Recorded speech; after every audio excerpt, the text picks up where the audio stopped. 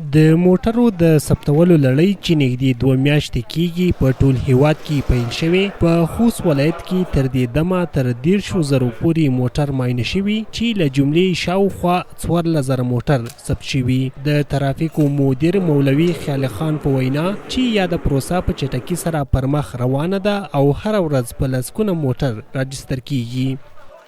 د نن ورځې لپاره موږ 14,000 سل تقریبا دا موږ ثبت لرو چې رجسټرار شرکت نه دی فارغ شوي دي.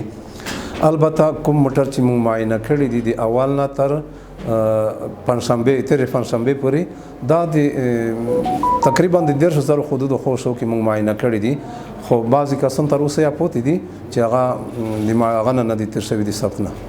دلته ګڼ شمېر کسان د نقلیه وسایلو د ثبت یا راجستر دفتر مخې ته راغلي چې خپل موټر ثبت کړي. دوی له مسؤلینو غواړي چې د موټرو د ثبت د پروسه د نوره هم وغځوي ترڅو په خوست کې ټول هغه موټر چې ثبت شوي نه دي راجستر شي. نو خله غوښتنه مو دا ده چې د پروسه لږه وغځېږي ترڅو دا خاله خلو شي. ډېر موټر پوتې دي که نه اوس پورې اسناد نه دي ورشوي، کور یې نیمګړه پوتې ده. نو که چیرې کې دې ته لږ وخت ډېر زیات ویر کړای شي که نه د خلکو به ستونزې حل شي ترڅو د نورو بې اسنادو موټرو په مخنیوی وشي. نو دولت دا پروسه باید دایمي جاري وساتي، په ولسوالیو کې د یوې ته جوړه کړي چې ولس دپاره اسانتیا پیدا شي، زر د موټر ثبت شي. موټر اسناد دی چې موټر رسمي شي، دولت سره کوم مشکل نه وي، یا څوک موټر ته نه وتښتوي یا څوک څه غلی موټر وي سبا یو څه مشکل نه کې پیدا کېږي، دولت سره رسمي وي. د موټرو د ثبت د لړۍ چې 2 میاشتې کیږي شروع شوي په خوست ولایت کې د موټرو ثبتول په وروستۍ میاشت کې خورا زیات شوی.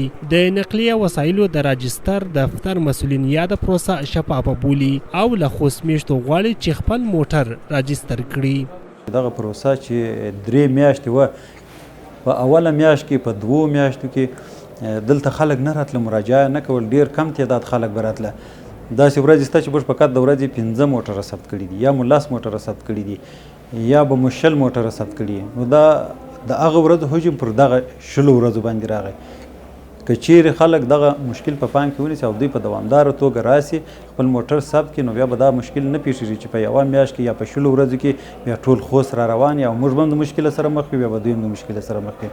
د موټرو د ثبتولو پروسه چې د اسلامي امارت له لوري پیل شوي او 3 میاشتې ورته وخت ټاکلی چې په یاده موده کې باید ټول هغه موټر راجستر شي چې تر اوسه ثبت شوي نه دي. په خوست ولایت کې یاده پروسه په وروستۍ میاشت کې خورا په چټکۍ پر مخ روانه ده.